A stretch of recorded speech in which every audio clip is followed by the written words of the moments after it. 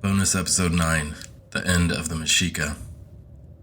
Last time, in Episode 8, the Spanish brought death and destruction to the Mexica as the Tlaxcala Massacre, the siege of Axayacatl's palace, and the Noche Triste all took a significant toll on the Mexica military and nobles.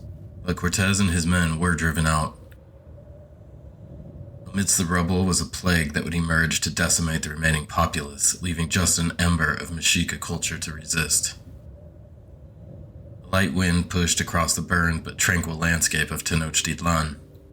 The new Mexica Tlatoani, Cuauhtemoc, stood near the Xoloc Gate, which marked the southern entrance to the city. A few warriors stood near him, wrapped in their colorful Tilmatli capes, their obsidian-lined clubs hidden beneath. Their heads were shaved, except for a lock of hair protruding from their left temples. These were the Shorn Heads, Mexica elite warriors, more revered than even the Jaguar and Eagle warriors. Cuauhtemoc was doing rounds to inspect the city's defenses and infrastructure. The midday December sky above the Emperor was gray across the entire valley.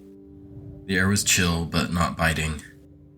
Around him were the Chinampa farms of the Zoquiapan district and the main canal that ran north-south along the Iztapalapa road and causeway.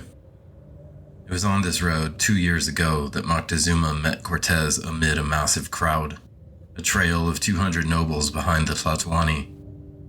Almost all of them were dead now. This part of Tenochtitlan had mostly survived the Spanish Tlaxcala occupation untouched. It was largely open farmland and canals dotted by adobe homes, a few temples and markets. What was missing were the people. The crops had long been harvested, looted, and taken away, and now there were almost no farmers to replant. Only a few of the Tenochca Chinampa farms were tended to in hopes of a bountiful spring. Able-bodied men were becoming hard to find for the young emperor. He was overseeing repair work of the city. It had been 5 months since the Spanish were chased from Tenochtitlan during the Noche Triste in the early morning of July 1st, 1520. Behind them, they left a city destroyed and an empire on its final legs. Cuauhtemoc walked north along the Iztapalapa road toward the Sacred Precinct. Along the way, he noticed the canals full of debris, the burned buildings that Cortes had managed to set fire to during his horseback raids from the palace. But the worst sight for the Mexica to see was the Templo Mayor. The temples to Huitzilopochtli and Tlaloc on the top had been burned. The wooden components of the structures had burned away, leading to collapse. The statues of Huitzilopochtli, Tlaloc, and Tezcatlipoca had been burned or pushed down the temple steps. The bright red and turquoise-colored murals had been blasted by cannon shot or burned off in places. Inside the Sacred Precinct, the fiercest fighting had taken place. The initial assault by Pedro de Alvarado on the dancers and festival-goers of Tlaxcala was a brutal, hours-long massacre. And throughout the subsequent palace siege, the Spanish made forays out to raid and set fire to the surrounding buildings, including those in the Sacred Precinct. During the siege, the Mexica dug up the ground all around the palace to build defensive bulwarks. The damage to the city was extensive, but somewhat localized. By now, in the cooler days of winter, the rubble had been swept from the plaza and temple steps. The bodies of the Mexica warriors and nobles who died in the many skirmishes and battles had been cremated, as well as those who died of the plague. The bodies of the Spanish and Tlaxcalans had been carried out to the reeds in the lake for the crayfish, coyotes, and vultures. The patio at the top of the Templo Mayor had been cleaned of debris, with only the timber studs of the old shrines sticking up. New temporary temples to Tlaloc and Huitzilopochtli were built. The Tzompantli, or skull rack, was repaired and replenished with Spanish and Tlaxcalan heads taken during the Noche Triste. Moctezuma's palace had survived and was held by Mexica forces throughout the Tlaxcala massacre and the Noche Triste. The Mexica way of life was still going. People were starving and sick, and the work to get the city repaired was overwhelming. But still, a fragile and anemic life had re-emerged in the Mexica capital. The population of Tenochtitlan had been reduced to a hardy few thousand capable individuals. There were those who died in the battles and massacres, but also tens of thousands who fled or died from smallpox. The Tenochca were down to their last sustainable numbers, and they were quite alone. To the north, the sister city of Tlatelolco had fared better in driving off the Spanish. Most of the destruction centered in Tenochtitlan around Ashayacat's palace, the Sacred Precinct, and to the west along the Tlacopan causeway taken by the Spanish on Noche Triste. The city of Tlatelolco and some of her nobility remained largely in place. Even the new Tenochca Tlatoani, Cuauhtemoc, was raised in Tlatelolco before ascending to the throne of Tenochtitlan. This young man, Cuauhtemoc, brave and confident, led the few Mexica who remained. The new Tlatoani was in his mid-20s, the son of the 8th Tlatoani Ahuitzotl and a Tlatelolca princess named Tiacapantzin. His name translates roughly to descending eagle, but that is an underwhelming description. What his name references, there is no English word for. It is the moment an eagle speeds toward the ground in its predatory kill dive. This young man, already famed for his bravery as a captain, brought a new hope to the battered Mexica people. Historically, little more is known about Cuauhtemoc, where he spent his youth, what campaigns he may have led or participated in, all unknown as he enters the historical record around the time of his coronation. Some said the Spanish would not return, that they had been driven away forever. Others were not so sure about that, and soon it was found out the Spanish had not gone back across the sea, or even to their coastal town of Villarica, but were recovering just 60 miles away in Tlaxcala, and that more men had come from across the sea to join them. The Spanish were getting stronger.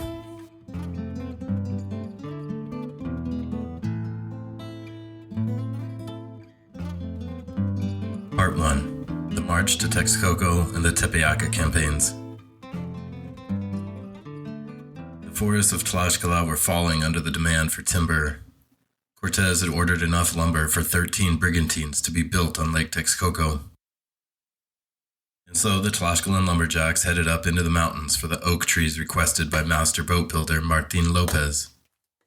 The rigging from Cortes's famous burned boats had been retrieved from Villarica on the coast. Burning of his boats now seemed like less of a gambit and more of a strategy. Troops from Hispaniola and Jamaica, sent unknowingly to reinforce the failed expeditions of Garay and Narvaez, had been reordered under Cortes's command and assembled in Tlaxcala. The Spanish now numbered around 1,000, mostly fresh men, with more than 80 horses. The army was impressive enough to give confidence to the Tlaxcalans and others to join the cause in finishing the Mexica. In December 1520, the day after Christmas, Cortes set out from Tlaxcala for Texcoco. With him were thousands of Tlaxcalan warriors. Writing later, several of the men present claimed up to 20,000 Tlaxcalans marched with them. Behind his army were thousands of tamemes carrying lumber for the brigantines. The caravan crested a pass between two volcanoes and saw the valley before them, Tenochtitlan, Texcoco, and the rest of the towns. Awaiting Cortes in Texcoco was an aspiring young prince named Ixtlilxochitl. Had let Cortes know he was welcome in Texcoco and would be supplied for his efforts against Cuauhtemoc of the Mexica and Tetlepanquetzal of Tlacopan. Once Cortes was in Texcoco, he got right to business, digging launch canals and building the brigantines. Texcoco's sitting ruler, Cuauhtemoc had fled ahead of Cortes and was now living across the lake with Cuauhtemoc on the island of Tlatelolco. Prince Ixtlilxochitl had chosen his side as well and put his support and aspirations behind a new Spanish world order. Cortes' arrival in Texcoco put a new pressure on the communities of the Valley of Mexico. A choice was now clear. Side with the traditional rulers of the valley and keep the oppressive Mexica leaders, or side with the apparent new power in the region, the Spanish. For many, it was not a choice of indigenous pride over foreigners, it was a choice of survival. The ultimate gamble. Those who chose the Mexica began to rally in Tenochtitlan. Other lake communities found themselves under pressure from the Spanish, who began sending forces to the Chalco region and to the southern Lake Chinampa people of Mixquic, Cuitlahuac, and others. Cuauhtemoc countered politically and militarily where he could. Mexica ambassadors were sent to every ally, former ally, and even enemies. In a desperate appeal of indigenous solidarity, the Mexica even sent an envoy to Tlaxcala to find support. And to much surprise, the plea found the ear of Xicotencatl the Elder, who would not support the Spanish. He feared that everyone would die, both Tlaxcala and Mexica. He did not want the Mexica to be extinguished. However, Maxixcatzin and the other Tlaxcala leaders went to support the Spanish, including Xicotencatl the Younger. It was said by those in Tenochtitlan that the brave were coming to their city to defend the true people of this land against these invaders, that the cowardly had gathered in Texcoco, or otherwise sided with the Spanish. Texcoco and her Acolhua people, who had historical ties to the Tlaxcalan neighbors, sided with Cortes. The Chinampa people from the shores of Lake Chalco also were persuaded to the side of Cortes. Tetlepanquetzal of Tlacopan and his Tepanec people were with Cuauhtemoc. And the now disputed chief of Texcoco, Coanochcatzin, had taken a few loyal warriors and nobles to Tenochtitlan, while his younger brother assumed command of Texcoco and put himself and his lakeside city at the service of Cortes. The loss of their Triple Alliance partner was a devastating blow to the wavering Mexica. Tlatelolco's reasons for taking such a stance went back to political ambition and animosity for the Mexica leadership when Moctezuma had selected others to lead Texcoco over him. With the support of Texcoco, Tlaxcala, and a number of other local communities, Cortes pushed forward on the boat launches, canal, and brigantines to get his flotilla on the lake as soon as possible. Cortes also demanded tens of thousands of arrow shafts and copper arrowheads made from European molds from these communities to replenish his arsenal. Cortes was stronger than ever, and now his allied forces outnumbered anything the Mexica could muster. Part 2. The players are set. Cortes was welcomed in Texcoco, and his men set up in the royal palace of the legendary poet king of Texcoco, Nezahualcóyotl. This chief was credited for bringing a golden age of culture and military dominance to Texcoco. Nezahualcóyotl was an architect, having designed the dike that separated the salt water of Lake Texcoco from the freshwater of Lake Xochimilco. He established a court of artisans, poets, and intellectuals. It was said his palace housed an extensive library of codices and mate paper illustrations. It was his leadership that led to an early alliance with Tenochtitlan, Tlatelolco, and Tlacopan that would form the foundations of the Triple Alliance. The Spaniards who later wrote about their experiences said the poet king's palace was just as grand as those of Tenochtitlan. The main palace was a large rectangular central courtyard with rooms along the wings. Men of the noble or warrior classes loitered about the central courtyard. Smoke rose from large braziers in the center of the courtyard up through the woven sunscreen stretched over the opening. It was here that Cortes rallied his Spanish troops and counted his men. Gathered there on April 28, 1521, were about 700 foot soldiers, 120 crossbowmen and gunners, 18 artillery pieces, and about 85 horsemen. About a third of the men were with Cortes on his earlier adventures in Tenochtitlan. These hardened and scrappy survivors were joined by fresh troops that had recently arrived, sent as reinforcements for other expeditions. With his fleet of brigantines nearing completion, Cortes was prepared for his final assault on the Mexica. It was to be a classic siege, a wearing down of the enclosed enemy over time. The brigantines would cut off lake access and apply pressure to the city. The troops would be split and dispatched around the shore to cut off the causeways and aqueduct. Once that was done, Cortes would squeeze like a boa constrictor. The morning that Cortes was to deploy his troops around Lake Texcoco for the final assault, he awoke early and went to the small altar the carpenters had erected in the courtyard of Nezahualcóyotl's palace. Around him on the ground slept Tlaxcalan warriors. A few men were moving about to relieve themselves or just unable to sleep from the anxiety many carried. Cortes kneeled and looked up at the roughly hewn sculpture of Jesus on the cross. He prayed for victory and for deliverance. In the quiet of the pre-dawn morning, Cortes found a rare moment of peace before he brought more death and chaos to the world. On May 10th, Pedro de Alvarado marched north out of Texcoco with 150 soldiers, 30 horsemen, and perhaps as many as 25,000 Tlaxcalteca warriors. Just ahead of him was Cristobal de Olid and his force of 160 Spaniards, 30 horsemen, and as many as 20,000 warriors. Alvarado was to position himself in Tlacopan at the western causeway that led to Tlatelolco. Olid and his contingent were to march with Alvarado to Tlacopan, with their eventual destination being further south at Coyoacan, the start of the main causeway into the capital.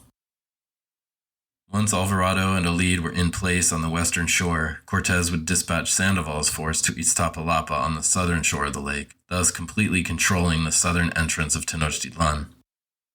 Cortes himself would lead the brigs out of Texcoco and support the causeway assaults from the water. For this, he took 300 men to row, sail, and man the boats. Each boat had 12 oarsmen, plus a dozen crossbowmen and 25 soldiers, and at least one cannon. Part 3. The Siege of Tenochtitlan.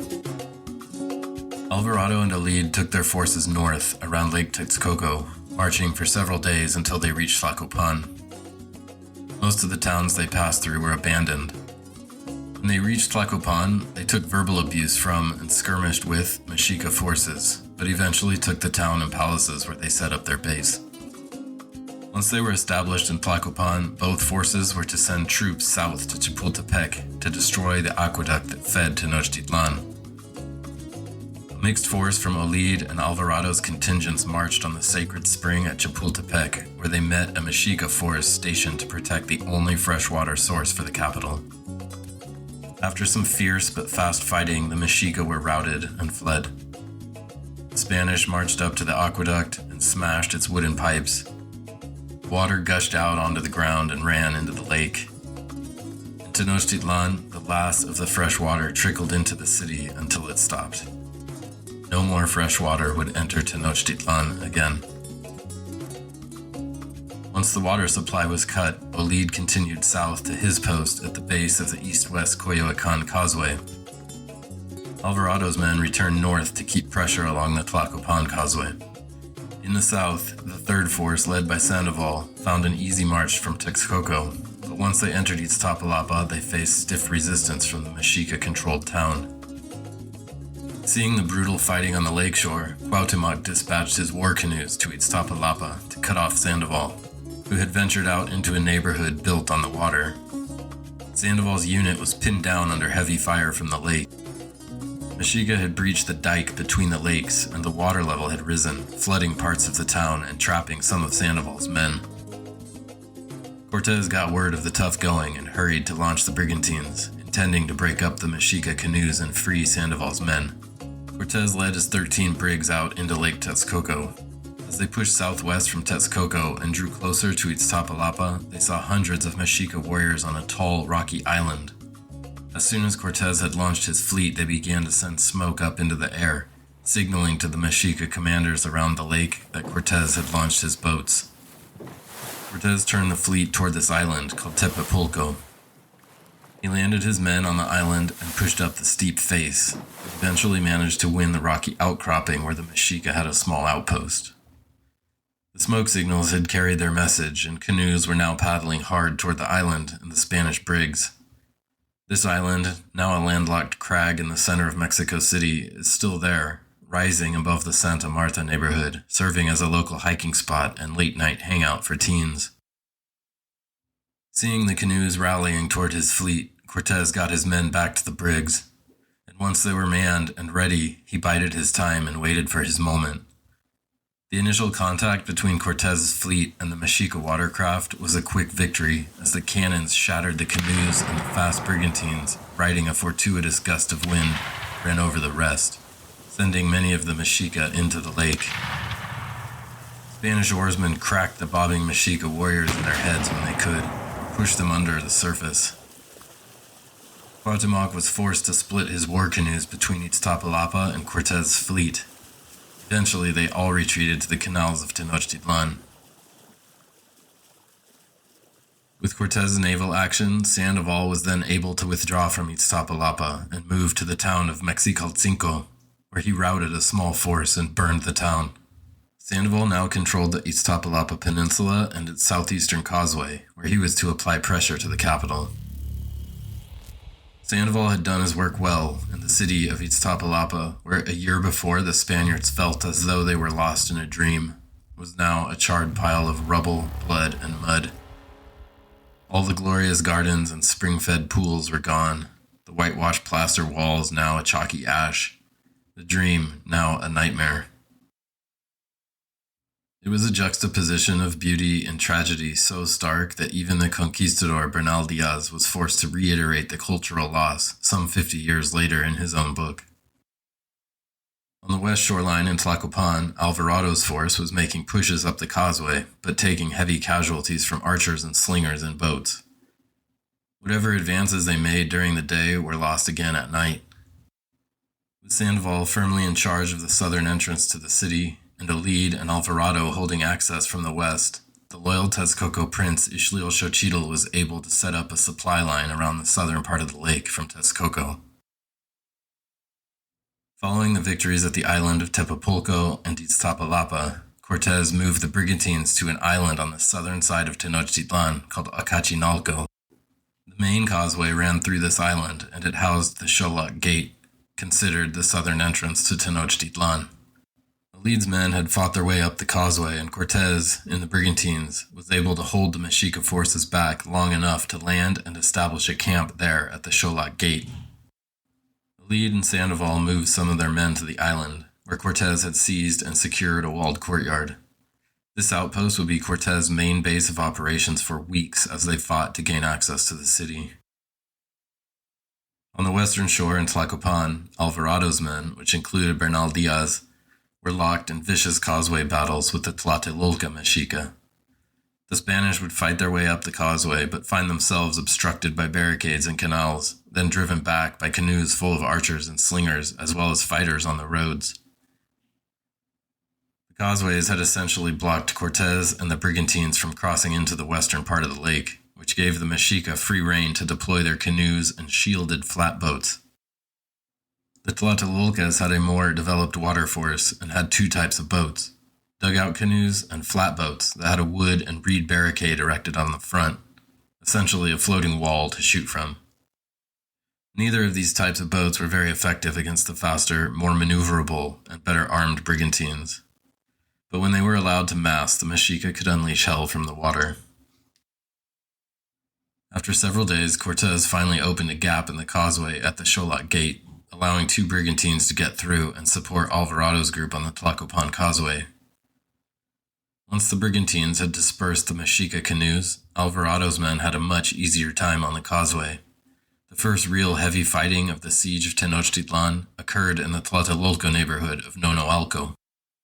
Tlatelolco had not suffered the great losses of nobles and commanders that the Tenochca had in the brutal Tlaxcala massacre and the weeks of bloody combat that followed.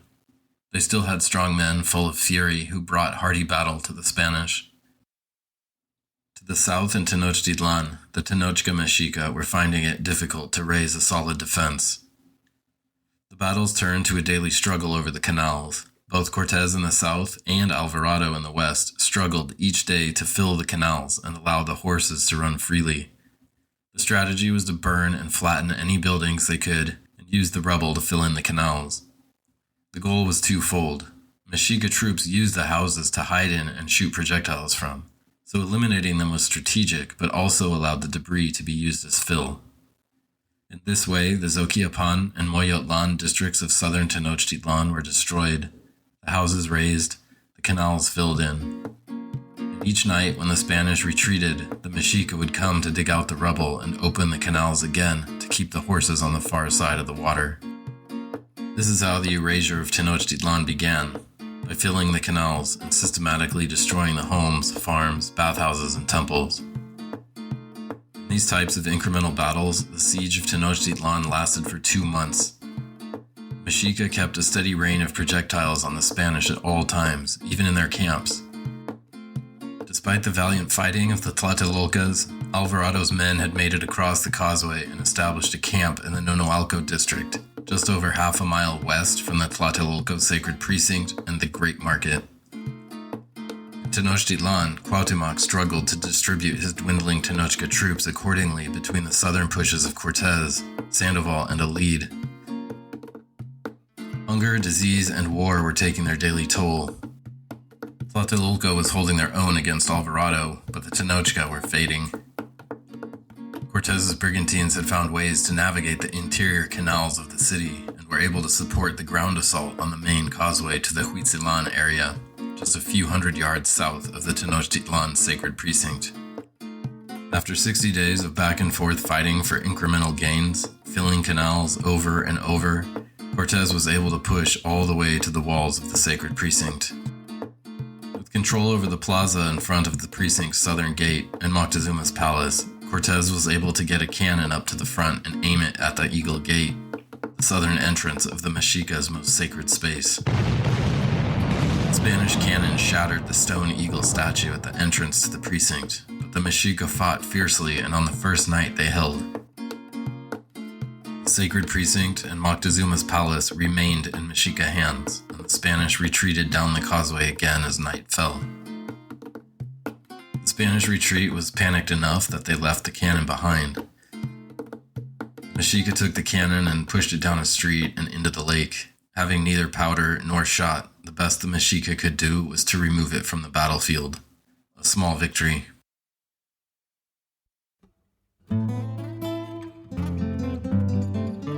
Part 4. Mexica abandoned Tenochtitlan. It was now July 1521, more than a year since Cortes had fled Tenochtitlan on the Noche Triste.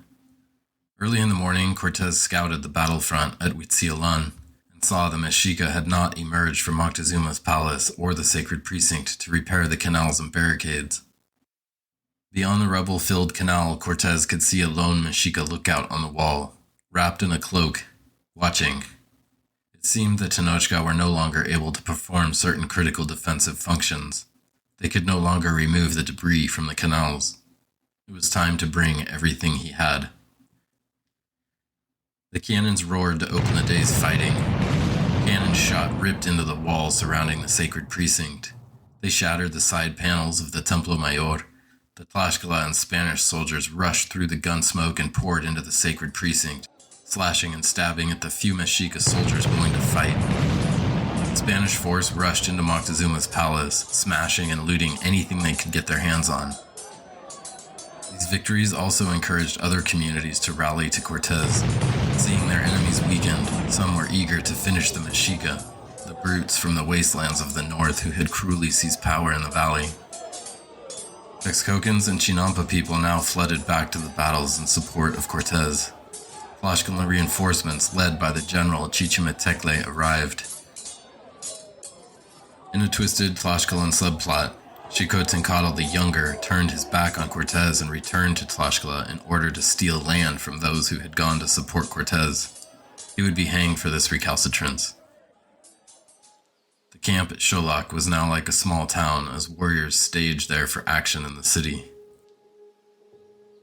In the House of the Eagle Warriors, the last of the Tenochca nobility led by Cuauhtemoc, Motelchia, Tlacotzin, and the rest of the leadership realized the heart of Tenochtitlan was lost. In a hasty meeting, they decided it was time to abandon the city. The remaining priests packed the last of their sacred relics of Huitzilopochtli, their patron deity, and hurried out of their capital, 330 years after Tenoch had seen the eagle perched on the cactus. A platoon of Tlatelolco warriors had given them cover to escape north. The small contingent, representing the final ember of the Tenochca Mexica, scurried out of the Sacred Precinct.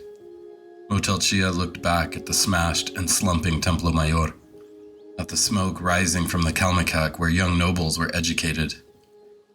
The place where so many festivals had blessed his people, where he danced for the young women in the days of his youth, where his parents had come to celebrate his victories.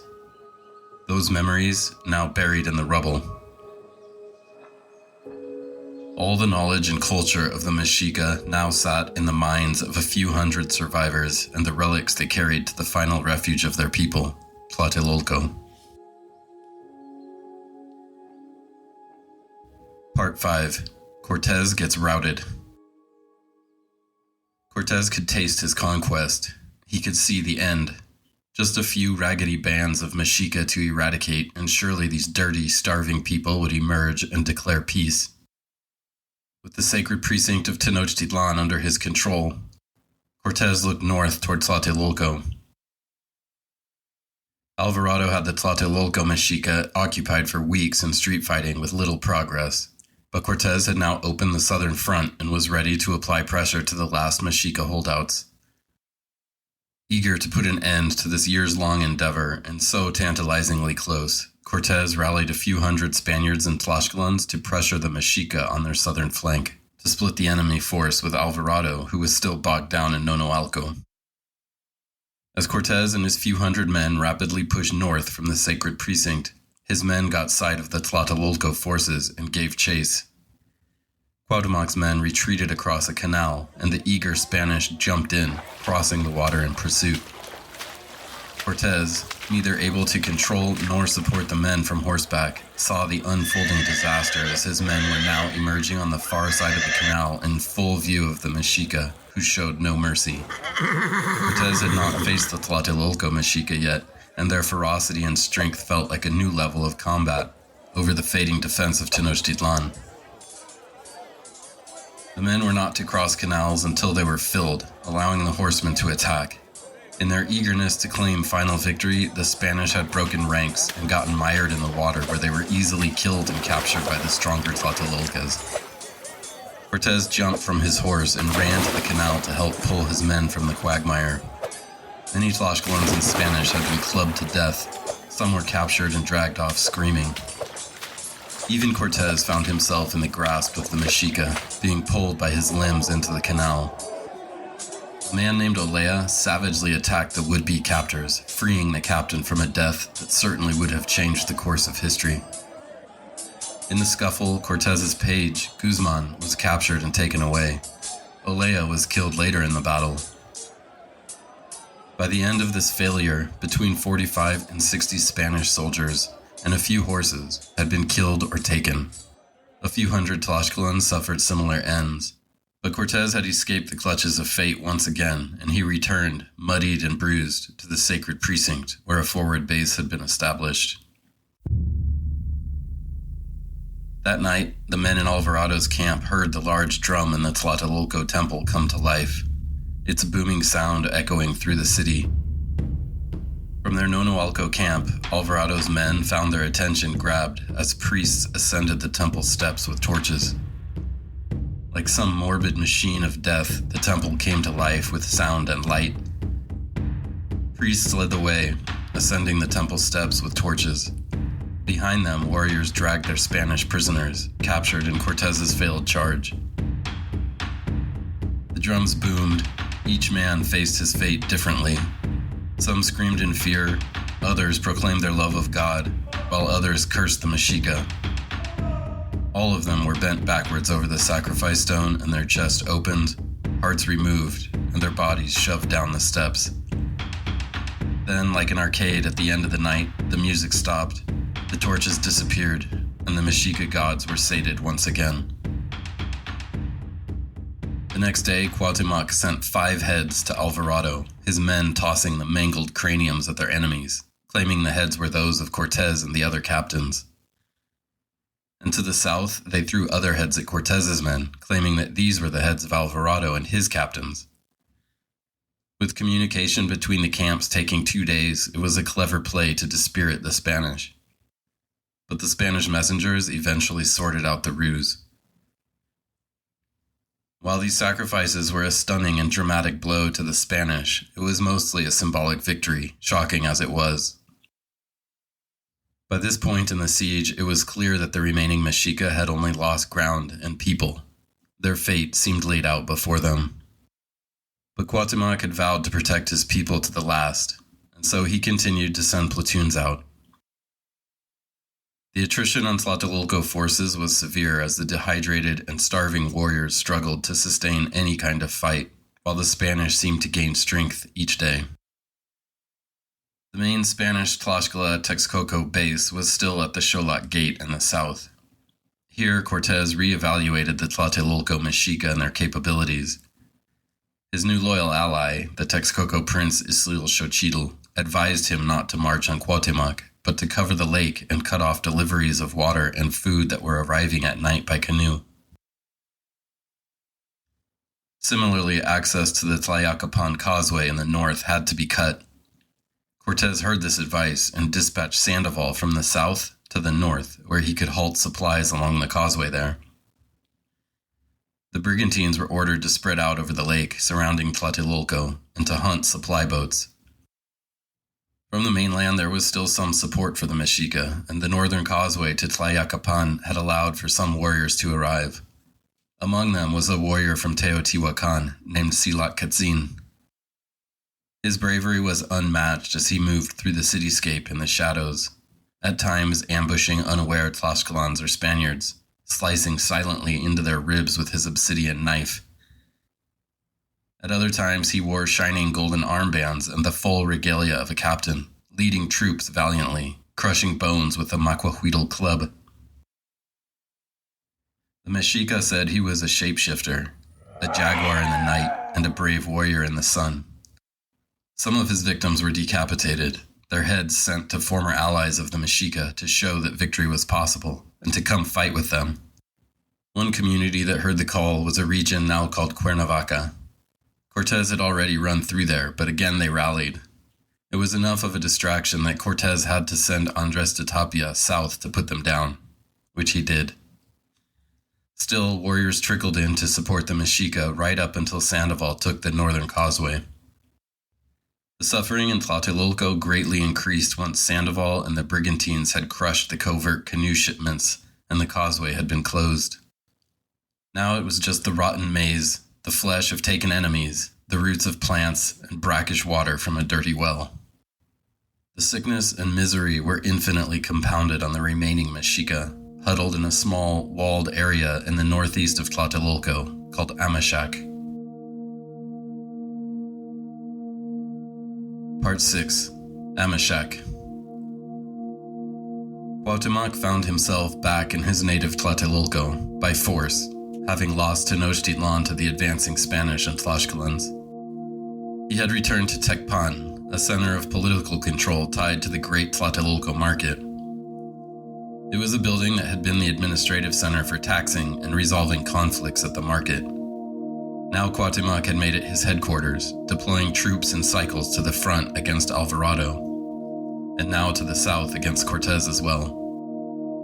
His Tlatelolca captains complained about the Tenochca, how they had disappeared and could not be counted on to fight. In truth, there were almost no Tenochca fighters left. The entire society had been reduced to a handful of nobles and senior military officials, now hiding among their neighbors. Then, one morning after Mass had been said in Xoloc, Cortes looked north and saw Alvarado's Spaniards climbing the Tlatelolco pyramid with their flags. Curiously, he stared at the events unfolding just a mile away. It was hard to make out the men, but soon a small red fire appeared and the temple to Huitzilopochtli went up in flames and the Spanish flag stood nearby. Alvarado had seized Tlatelolco's Sacred Precinct and burned their holiest temple. The men in his camp cheered at the sight. This was the first major loss for the Tlatelolcas and revenge for the sacrifices of the Spanish. Eager to join the success, Cortes hurried north where his force met Alvarado's for the first time, giving Cortes control of almost the entire island, except for the Great Market and the district of Tepito in the northeast neighborhoods of Tlatelolco.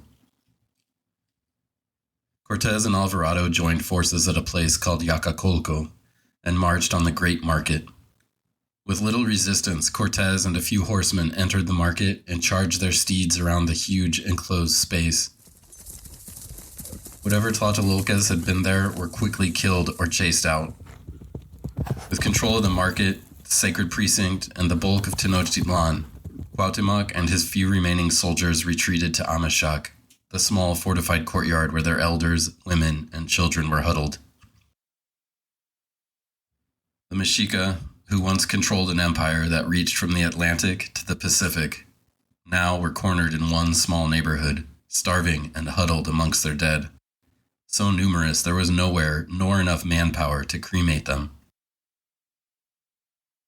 That night, the Spanish found some base level of humanity and allowed the women or children sneaking out of the compound to dig for roots or search for seedlings to eat.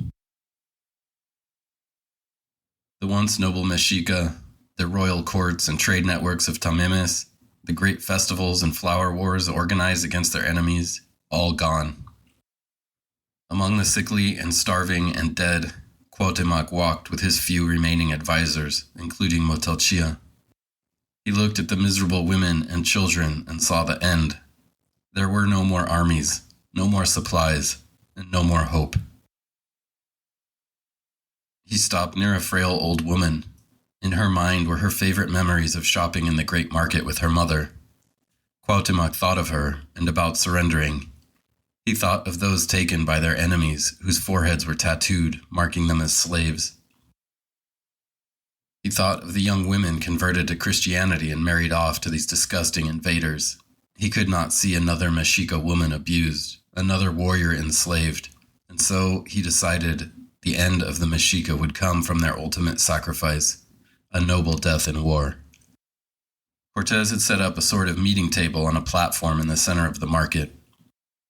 He asked for a meeting and waited, but no meeting occurred, and Cortes did not push the fragile Mexica either. To him, the war was over, victory now just a formality. As most defeated people are, the Mexica were now little more than starving dogs, dirty and huddled. They were done. Part 7. The End of the Mexica.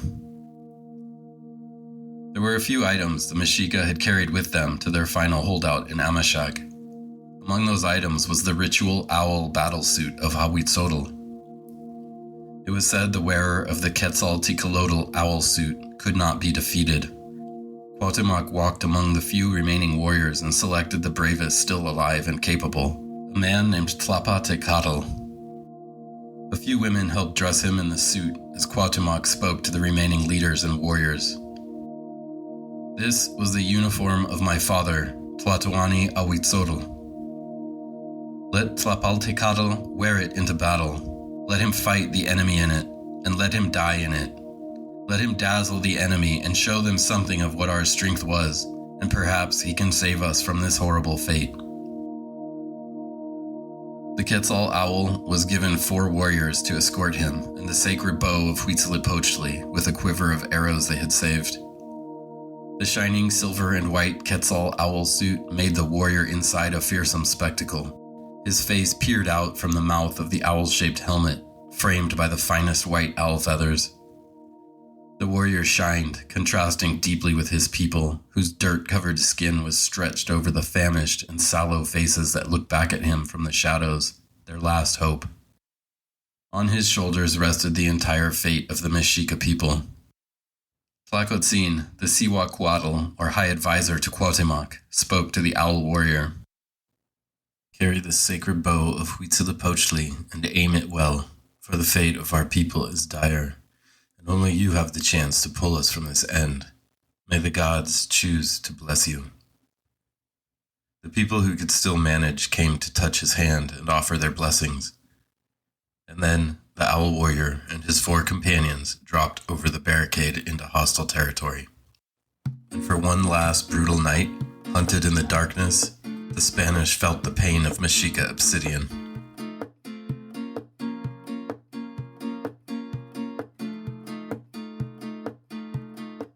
In the final days, Cortes held his army back and allowed the Mexica survivors to stew in their own misery, now only starving women and children, aside from Cuauhtemoc's council. There were no eagle warriors, no jaguar warriors or shorn heads, or captains to command them, even if there were enough to form up. The remaining nobles, including the ruler of Tlacopan, Tetlepanquetzal, and the ruler in exile of Texcoco, Tenochtitlan, decided it was time to allow the women and children to leave the stinking neighborhood they had been confined to for so long. Then Cuauhtemoc made plans with the other nobles to regroup on the mainland and continue the fight. He sent his wife away, then boarded a canoe with a Pullman and a bodyguard, and headed northwest out of Tlatelolco. A keen-eyed Spanish captain named Holguin saw the canoe with the hunkered Tlatoani low in the center. The canoe was quickly intercepted and Cuauhtemoc identified. Captain Holguin returned the Mexica leader to his commander, who tried to take credit for the capture. But Holguin held his ground and is today remembered with the final capture of the siege of Tenochtitlan, thus ending the war. Cuauhtemoc was brought back to the island and marched to the Tlatelolco market. As he walked, Spanish and Tlaxcala soldiers gathered to get a look at the last Mexica, Cuauhtemoc, 11th Tlatoani of Tenochtitlan. He was brought to the market square where Cortes had set up his chairs and canopy on the Mexica platform. Around the city, guns and cannons fired in celebration of the end of the 3-year genocidal campaign. Spanish soldiers cheered Santiago, and the Texcoco and Tlaxcala warriors sang and danced. On that day, many indigenous warriors and captains celebrated victory. Among them was Tlatelolco, who turned the Acolhua against their former allies. On the platform, Cortes stood in front of the Mexica king, with Marina at his side. Cortes put a hand on Cuauhtemoc's head, stroking the young man's black hair, taking in this final specimen of Mexica nobility and warfare. "You have fought bravely and brought glory to your people, Cuauhtemoc," Cortes said to the king. Cuauhtemoc fell on his knees and placed his hands on Cortes' dagger. "I defended my people with everything I had.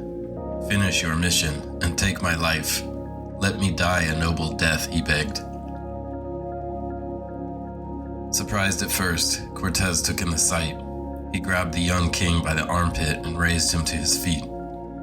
The king wore a brightly colored cape of shimmering hummingbird feathers, shining blue on one half and green on the other.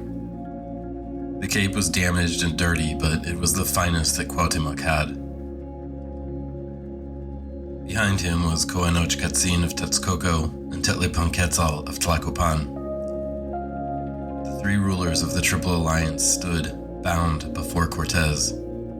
Other lords had also been caught and gathered there, including Mexica men Tlacotzin and Moctezuma.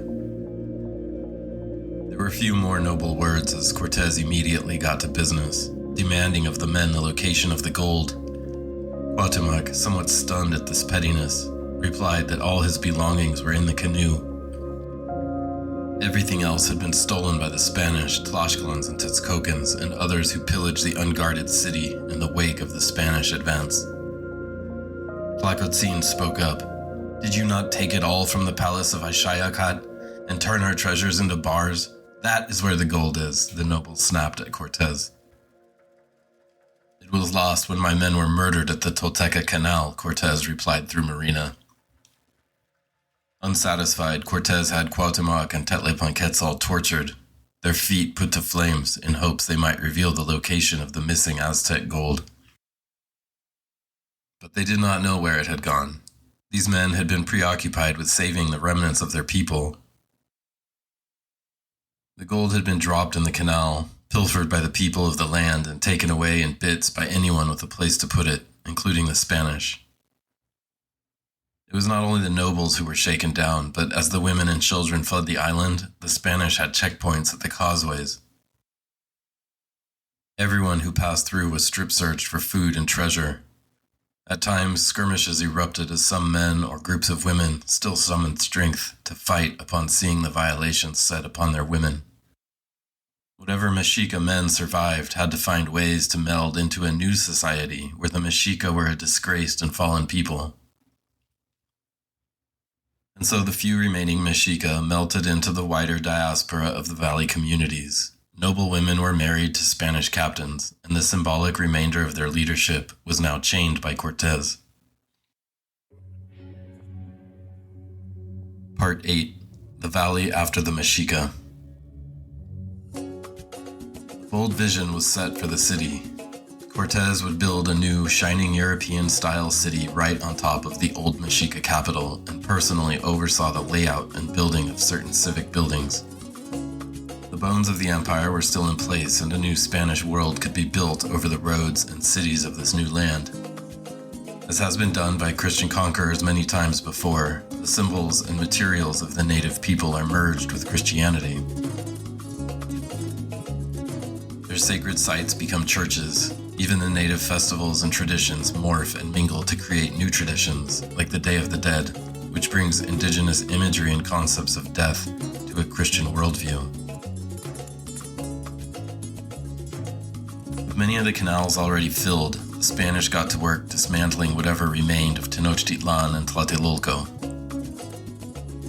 The Templo Mayor, stripped of any valuable building materials, was reduced to a small hill of rubble, picked through for any trace of gold buried in tribute to the old gods. Nearby, a small church rose, built from reddish Aztec Tzontli stone. Within 50 years, this small church would be raised to make way for the construction of Mexico's national cathedral, which stands today in the heart of the modern metropolis. The lands in Cortes' new city, now called Mexico, were divided among some of his captains, those who chose to stay. Cortes himself claimed numerous pieces of land across the valley. Other men, like Pedro de Alvarado, continued on to places like Honduras, Guatemala, and further south to what would become Colombia and Peru. Many of the foot soldiers who participated walked away with very little. Cuauhtemoc was allowed to continue as Tlatoani of the Mexica, but now mostly a powerless figurehead tucked away at the indigenous seat of power, Tecpan, in Tlatelolco. The Prince of Texcoco, Tlatelolco, now baptized as Don Fernando after Cortes himself, was rewarded for his loyalty to Cortes and allowed to rule Texcoco as a Christian governor. Cortes took the title of Marquis of the Valley, which was less than the entirety of Mexico that he wanted.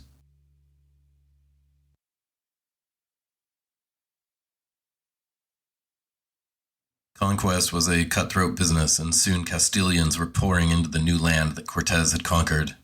The Franciscans and Mercedarian sects of the Catholic Church also had deep interest in the souls of the New World, and in 1524, 12 Franciscan friars arrived and began to spread the word of God across the new land.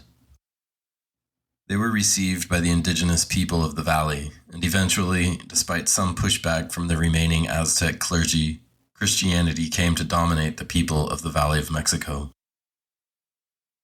In 1531, an indigenous man named Juan Diego had a series of visions of the Virgin Mary. In the final vision, the Virgin asked Diego for his cloak, and she filled it with roses. When Diego eventually unfurled the roses, it revealed an image of the Virgin that had miraculously appeared on the cloak. The cloak survives today as one of the most venerated relics in the Catholic world, housed at the National Cathedral in Mexico City, which is the most visited Catholic place of worship in the world. Juan Diego's cloak is still there on display. This revelation in 1531 was the spark that ignited the indigenous adoption of Catholicism.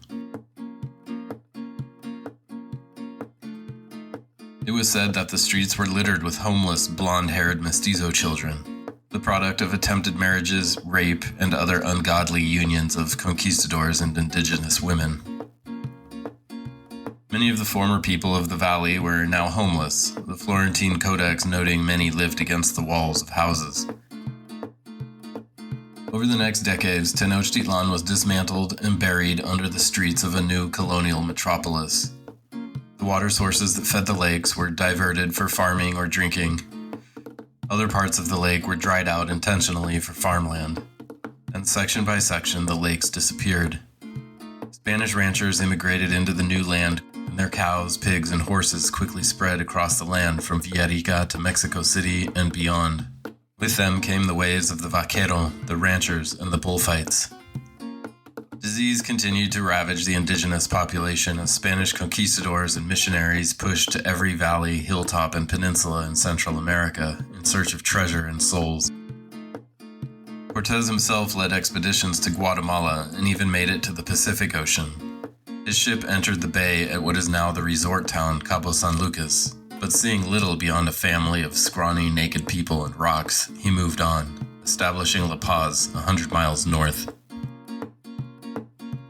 Moctezuma's family line continued through his daughter, Isabel Moctezuma, who had been wed to a series of Tenochtitlan's rulers in the waning days of the empire. Cortes eventually found his way into Moctezuma's family line through Isabel. Their daughter, Leonor Cortes Moctezuma, passed the name on, and it eventually became part of the Spanish nobility. The original title, Count of Moctezuma, was granted in 1627 by King Philip IV of Spain. The title survives today as the Duke of Moctezuma de Tlatelolco, but it is little more than paperwork, a sense of entitlement, and a plaque on a family home. In 1525, Cortes took Cuauhtemoc, Tlaxcala, and other leaders of the former Triple Alliance on an expedition to Guatemala. On the way there, perhaps in a sign of Cortes's fading strength and increasing bitterness and paranoia, he had them hanged near the Guatemalan town of Itzan Canal. It's been said these final murders would haunt Cortes the rest of his days. He appointed Tlacotzin as the new Tlatoani, now just a title. Tlacotzin was the grandson of the powerful Mexica advisor Tlaxcala, and had been with Cuauhtemoc until the end as Cihuacuatl, or High Advisor. He would die shortly after his appointment of an illness, and Cortes would choose Moctezuma as ruler of Tenochtitlan. But he was a commoner and not traditionally acceptable as Tlatoani. Several more men were appointed to lead Tenochtitlan, until eventually the position morphed into a colonial governorship held by a series of mestizo men born of conquistadors and indigenous nobility, all subordinate to the true power of the Spanish crown. Many of his captains went on to glory in other provinces. Pedro de Alvarado went on to conquer Honduras, El Salvador, and even made it to Peru. He was made governor of Honduras, but eventually was killed in battle in 1541, offering support to Cristobal de Oñate in western Mexico. Francisco de Aguilar became a priest in Mexico City. His narrative of the conquest is perhaps one of the more guilt-ridden tellings. Andres de Tapia, who also wrote a narrative of the conquest, was granted lands around Mexico City, at one time sitting on top of the encomienda of Cholula with 10,000 indigenous residents. He continued to serve Cortes. Bernal Diaz was granted an encomienda by Cortes and ended up settling in Guatemala, where he was a governor and wrote his famous book. In 1544, Cortes journeyed to Spain to sue the Holy Roman Emperor for financial reasons. His claims were rejected, and Cortes, disgusted with the emperor, set out for Mexico. He would not see his favored land again. In 1547, heavily in debt and rejected by the Spanish crown, Cortes died of illness in the small town of Castilleja de la Cuesta in Seville, Spain. He left behind many children of both European and mestizo ancestry, including children with Marina, Isabel Moctezuma, and others. It was said he had conquered as many women as he had towns in the New World. But before he died, Cortes ensured that all his children, mestizo and white, were pure in the eyes of the church and financially set after his death. His journey did not end with his death, and in 1566 his remains were sent to Mexico and spent the next decades moving first from Texcoco to Mexico City. Eventually his remains were interred in the Hospital de Jesus, founded by Cortes, near the location of his first meeting with Moctezuma in 1519. In 1823, the Mexican Revolution raised nationalist sentiment in Mexico, and its European and colonial past became targets, so the bones were hidden away and the plaques and markers were sent to Europe. His bones were rediscovered in 1946 and caused immediate public conflict. One indigenous advocate called for them to be burned at the foot of the Cuauhtemoc statue. Part 9. Mexico Today. I stood on an aluminum catwalk that led around the ruins of the Templo Mayor. I could see two serpent heads belonging to an earlier layer of the Templo Mayor than the one that the Spanish saw. The version that Cortes saw was the 7th Templo Mayor. Each new templo was built over the previous, simply enlarging the existing one. Today, visitors to Mexico City can see the layers of the Templo Mayor, and even an early ceremonial platform complete with the Chacmol statue that had been protected by later layers. A few things remain intact. A pair of serpent heads, a stone frog associated with the water god Tlaloc, to whom one of the temples was dedicated.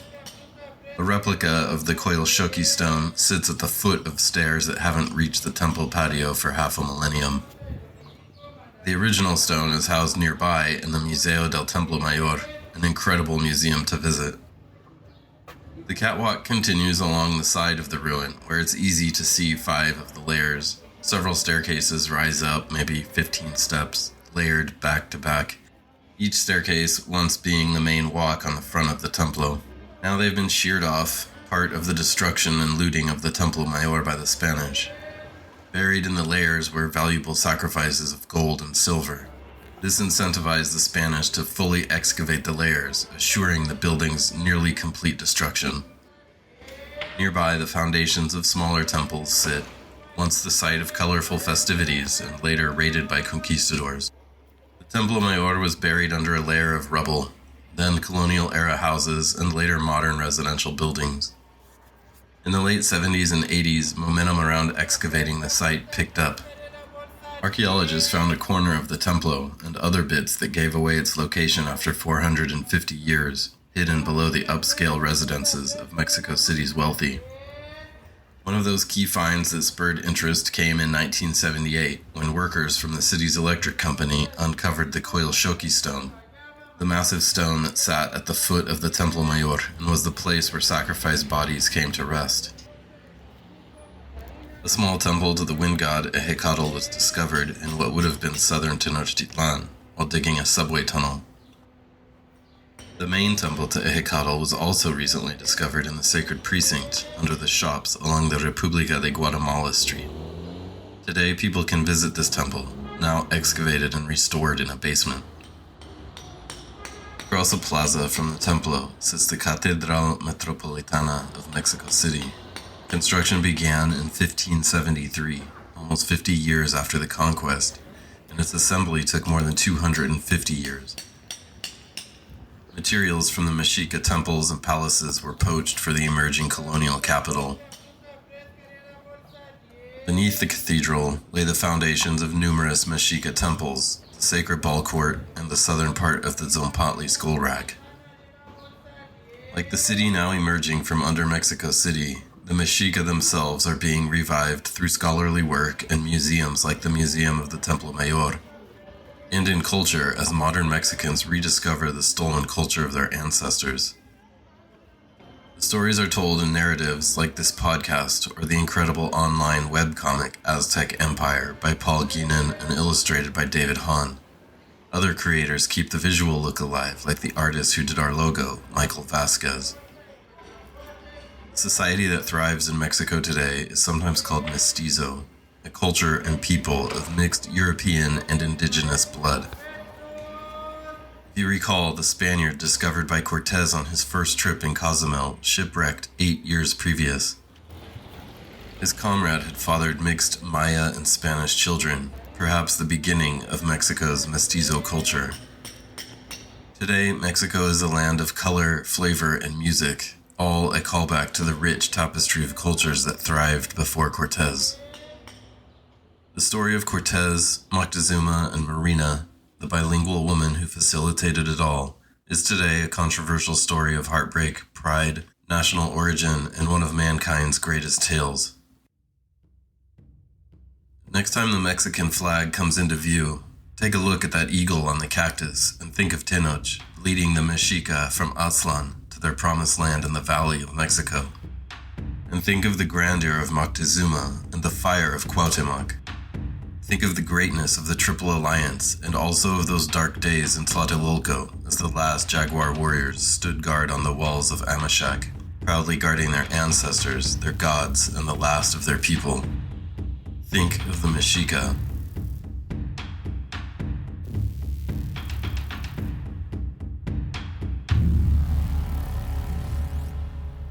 Thank you for listening to Mexica, a history podcast. I hope you enjoyed my version of this rich story. There are many versions and narratives, and I did my best to pick what I thought made the most sense. To find more about the documents and history I used, please visit mexicapodcast.com. This podcast was written and produced by Jeremy Lips. Thank you for listening.